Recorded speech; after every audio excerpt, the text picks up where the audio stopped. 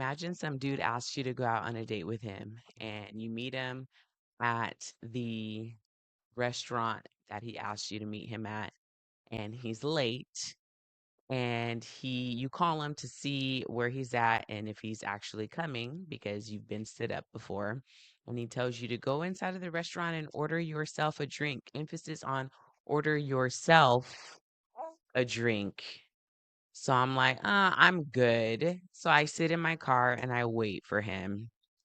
And then he finally gets there, and I go inside with him, and he refuses to purchase anything for me on this date that he asked me to go on with him. And here, I'll take it. Thanks, baby. He refuses to purchase anything on this date that he asked me to go on with him. So that's red flag number one for me. Then the date progresses and it's going okay. And he asks me to ride with him to go and meet his baby mama to pick up his kid. Mind you, I've never met this man before a day in my life before this day because we met online. And now he wants me to meet his baby and maybe even his baby mama, which is crazy. So I was like, you know what? Actually, I'm going to go home. It's getting late. It's time for me to bounce. So I go home and I say, that's not the person for me. I'm never going to talk to him again. And that's that. Imagine again, you go out on a date with a guy and you're talking, and all of a sudden he flicks you in the cheek. Just blink. Like, what are you doing? So I'm like, if you ever hit me or touch me like that again, we're going to have a huge problem. I'm sorry. I'm sorry. It's because I'm from New York. Nah, bro. Like, no. So I'm like, actually, it's time for me to leave because who does that on a date with a stranger? So I leave and I never speak to him again. So those are the red flags that I didn't ignore. But there are plenty of red flags that I did. And really, honestly, I just figured out, like in the past few years, that red flags mean stop. They don't mean keep going slowly with caution. That's yellow flag. Red flag means stop, don't proceed, do not pass go, do not collect $200. But you live and you learn. I say all of this to say that dating in 2026, 2025, 2024, 2022, 2023, I skipped that, 2021 is difficult. People are strange and they are different from the way that they used to be. And you just really don't know. Oh, the baby's talking. You just really don't know what's what these days right off the bat, right? You have to have a very strong vetting process in the dating world, or you can just give up on dating altogether if you don't feel like going through all of that because it is very difficult. So, with that said, this episode is going to be about dating God's way. So, welcome to the Intangible Benefits Podcast. I'm Whitney Lee Fairman Herrera, and I'm super excited to talk to you about this horrible topic of dating because dating is horrible. I can attest to it. I have dated, and I have dated God's way, sort of, and I have dated God, not God's way. And both ways are difficult. Not going to lie to you. I've had a hard time either way. But I will say that God's way yielded better results for me. So with that said, let's get into it. So this is for the ladies. Dudes are weird. Not all of them, but many of them are weird these days. They want to be the princess, and I'm not down for that. So it's very hard for me because like no, I want to be the queen. So you can't be the princess if I'm the queen. You know what I'm saying? And they want things too soon. They make promises that they're not intending to keep. And it's hard because we women want something that is real. And not to say that women are not out here faking the funk, because there are some who are out here pretending to be things that they aren't so that they can get what they want out of somebody. But I'm not talking to those women. I'm talking to the women who are out here really trying to find somebody who is going to love them correctly in the way that Jesus loved the church. Um, and that's hard to find when you don't have the right tools or the right mindset for attracting that person. So, first things first, let me just get this out of the way. Sex is for marriage. A pastor, shout out to Pastor Mark, told me this when I was pregnant out of wedlock back in 2009, that sex is for marriage. And of course, me being a unbelieving woman at the time, but pregnant with my first child, this is the year that I did end up getting saved, but not saved yet.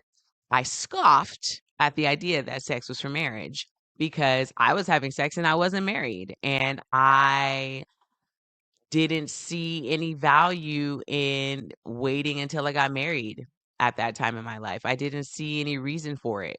But there is a reason for it, because sex leads to things that single women aren't necessarily ready for. The attachment that your heart has towards the person that you're having sex with, you're not necessarily ready for that.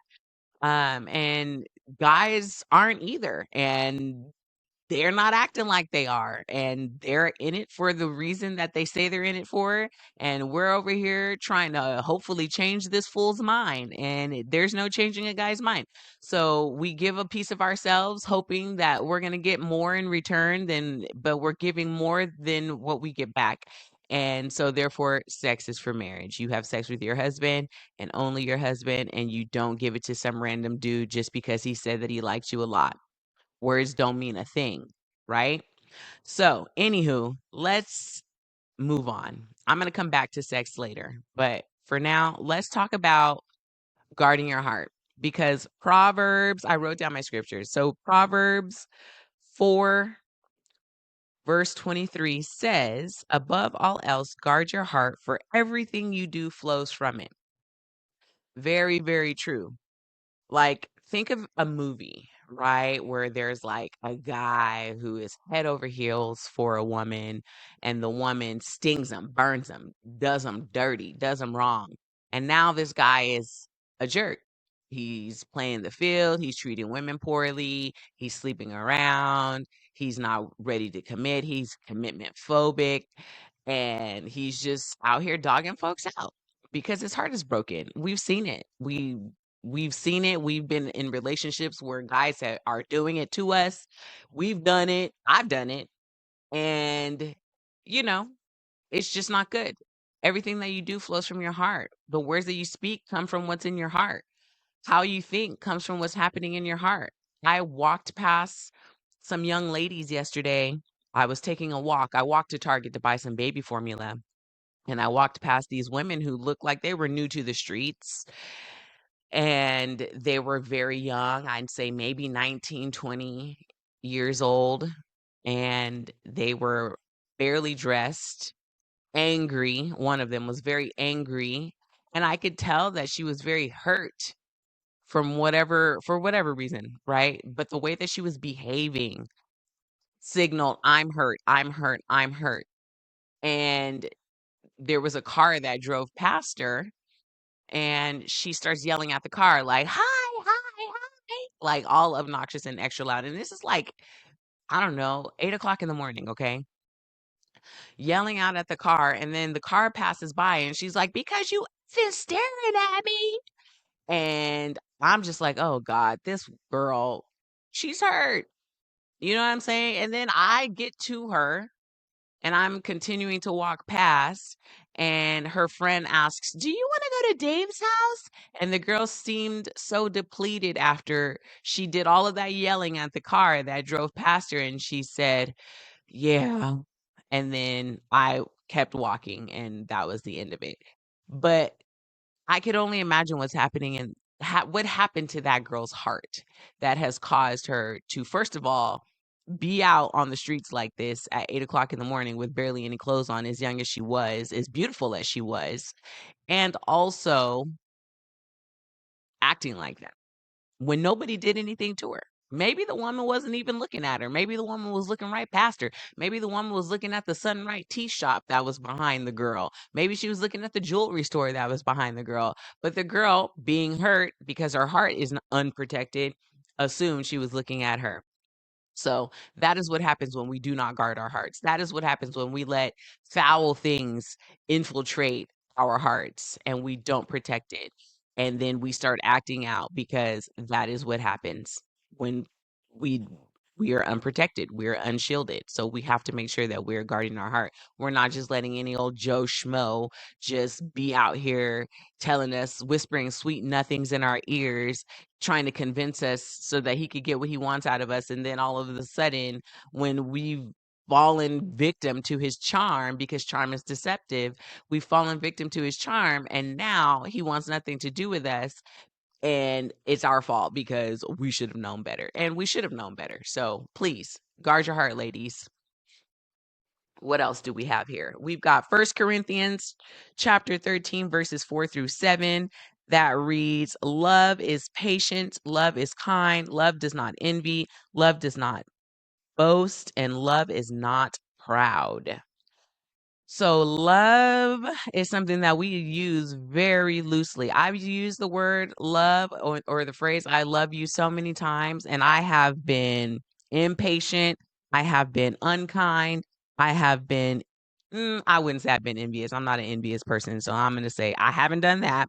But, and I don't know if I'm necessarily a boastful gal either. And I have had pride. So when we talk about love, it's so easy to think that we love someone, but we're exhibiting or receiving all of these kinds of the opposite of what love is. So it's important for us to know and have a really solid understanding of what love is before we say that we love someone and before we accept that somebody loves us. I see on the internet like people talking trash about marriage and relationships and men and women all the time. And I don't know why the algorithm thinks that that's what I want to see, but I must have looked at something that alludes to those things and now it just finds me. And of course, I fall victim to it because I read it all the time because I'm curious, like, what are people saying about love these days? Well, the thing is, people hate love, is what it seems like. People hate relationships. People hate the idea of being tied down in a marriage. People want to be free because they don't want to experience the heartache that comes along with being in a relationship because there is heartache even when you do genuinely have love. So it's very important for us to know what love is and to not just be out here getting married to people just because they said that they love them. So back to what I was saying, when I see people on the internet talking about husbands need to do this and husbands are trash because of this and they want a slave and all of these things. And it's like, well, first of all, why did you marry somebody who treats you like a slave? That's the first question. Second question, what was he like when you were dating? Was he pretending all of this time to where you couldn't see what he was like before you married him? Like, did you not know what love was? Did you just like him and you felt like he was suitable for marriage just because you felt a feeling about this man? Did you feel like he was suitable for marriage just because he felt a feeling for you? Love is not necessarily a feeling, right? It's an action and it isn't something that is just always there all the time. Like, you know what I'm saying? Like, I have 3 kids and my oldest son is 16 years old. I love him. I would lay down my life for that boy. But sometimes he really gets on my nerves. You know what I'm saying? So like, and that's true for my husband. That's true for my other kids. That's true for other people that I'm in relationships with that I genuinely love. So just because somebody is saying that they love you because they have a good feeling about you does not mean that they necessarily really genuinely love you. It could be infatuation, it could be lust, it could be a trick to get you where they want you. So stay on guard, because love is patient, love is kind, love does not envy, love does not boast, and love is not proud.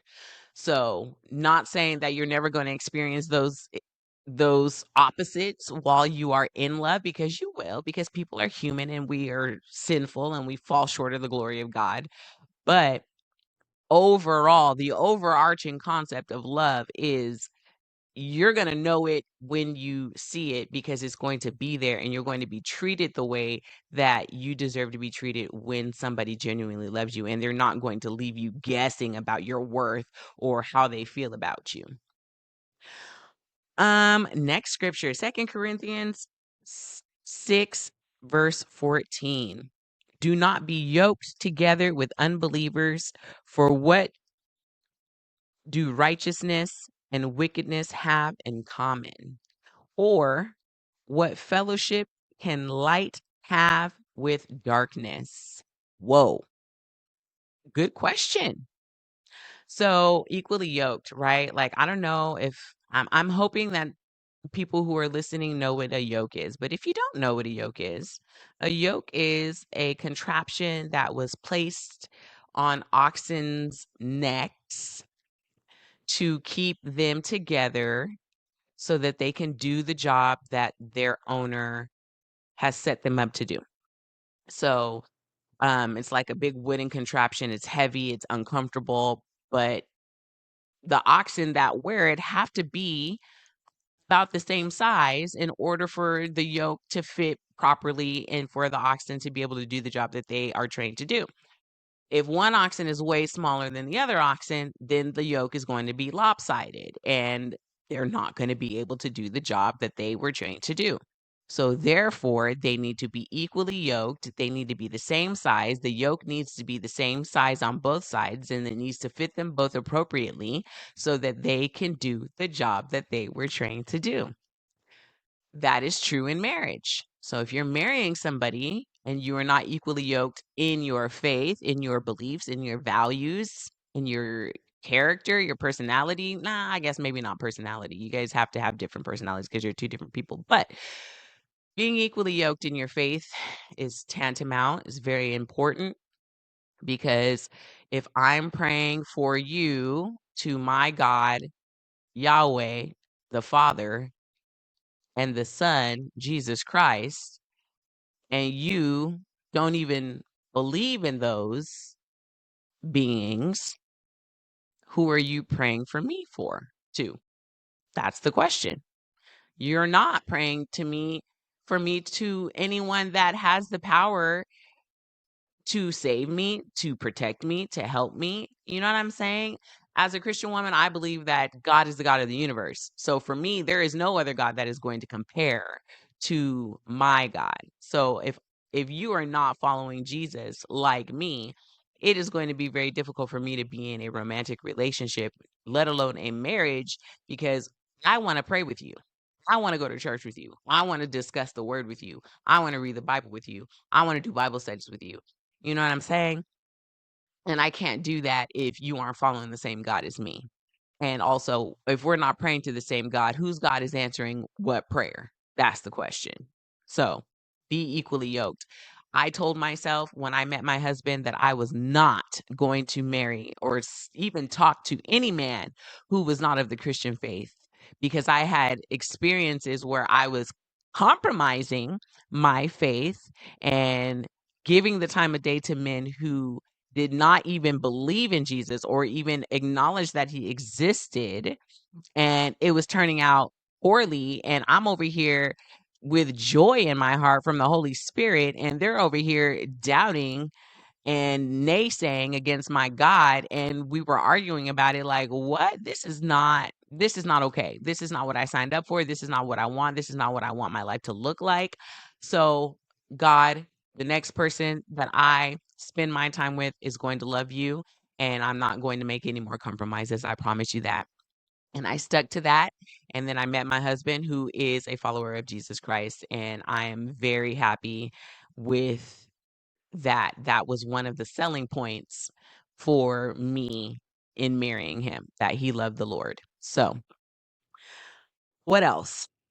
So, women, I would say also it's very important to date a dude who has the fruits of the Spirit, right? When I read what the fruits of the Spirit are in Galatians 5, verse 22, I feel like that sounds like my guy. You know what I mean? So, what are the fruits of the Spirit? Love, joy, peace, patience, kindness, goodness, faithfulness, gentleness, and self control. Doesn't that sound like a dreamboat? Like a guy you really want to spend your time with, a guy who's loving, who has joy in his heart, who has peace and is peaceful, who is patient with you. Patience for sure, because sex is for marriage, who is kind, who is good, who is faithful. We don't want no cheaters around here.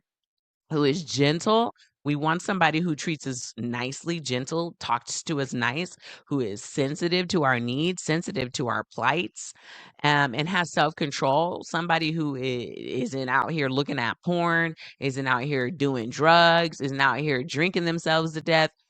That is the kind of man that you should be looking for. And it's hard to find, and it's hard to know who's who and what's what. That's why you need to be following Jesus, so that he could give you the discernment that you need to be able to pinpoint that man who has these fruits, because the word says that you will know them by their fruits. So you need to know what the fruits of the Spirit are to even know if they have the fruits. So, like the last episode said, read your Bible so that you can know what the fruits are, how to recognize them, right? Yeah, I'll rest my case on that. But back to Sex is for Marriage. Song of Solomon is chapter 8, is a story about a man and a woman having physical intimacy, a husband and wife specifically having physical intimacy. And the wife takes a pause and talks to the sisters of Jerusalem and tells them, do not arouse or awaken love until it so desires. So that means do not have sex until you're ready. When are you ready? When you're married. When are you ready? When you're married. Even if you've already had sex before, if you are not married, you are not ready for sex again until you are married. And I say this as a person who has had sex before marriage. I say this as a person who has had a baby before marriage. I say this as a person who has shacked up with a dude before marriage. Okay? Don't have sex until you're married. It makes for a more pleasant union, a more pleasant sex life, a safer experience emotionally and physically and spiritually, and you're obeying the Lord. You're not engaging in sexual immorality. You know what I mean? Like it's a sin that you can refrain from. You don't have to do it, and you know you're doing it. That's another thing, right? Like when you're knowingly sinning and still engaging in it, it's takes a higher toll on your spirit than sinning without knowing, not recognizing it. So try to refrain from those kinds of sins from somebody who did not. Okay? So this is a do as I say, not as I do kind of situation. So I'm going to give you a little analogy. So let's picture sex being in within a committed marriage, fire in a fireplace. Fire in a fireplace, I love. I wish I had a fireplace, but I don't. But fire in a fireplace is beautiful. It's warm. You can cook food over a fire in a fireplace. It gives light, right? Um, when fire is inside of the fireplace, it's safe, it's useful, it's beautiful, it's romantic. When fire is outside of a fireplace, you start a fire in the middle of the room on a rug, the house is going to burn down. At best, the room is going to be damaged. But either way, nothing good came from it. So, with that said, sex is for marriage. Anyway, y'all, I'm landing this plane. I hope that if you are a young person and you have not had sex before, that you don't have sex until you're married. I tell my sons this, my 10-year-old and my 16-year-old, and I will be telling this little girl here, don't have sex until you're married, not because it's bad. Sex is not bad, but it's not good when you're not married. It's dangerous and it's too risky. And it's not a risk that is necessary to take when you're not ready for it. It's not necessary when you're not ready for it. Um, Thank you for listening. If you guys have not accepted Jesus as your Lord and Savior, I urge you to do it. Life is much better when you do. If you guys need somebody to talk to, you can hit me up on Instagram at Intangible Benefits Podcast, and I will be happy to speak with you. Please like and subscribe, or not like my Instagram page, follow my Instagram page, subscribe to my YouTube, and like posts. You know what I'm saying? Help your girl out. Let me know that you hear me. Holla if you hear me. You heard? All right, guys. Thank you for listening. Have a nice day. Bye bye.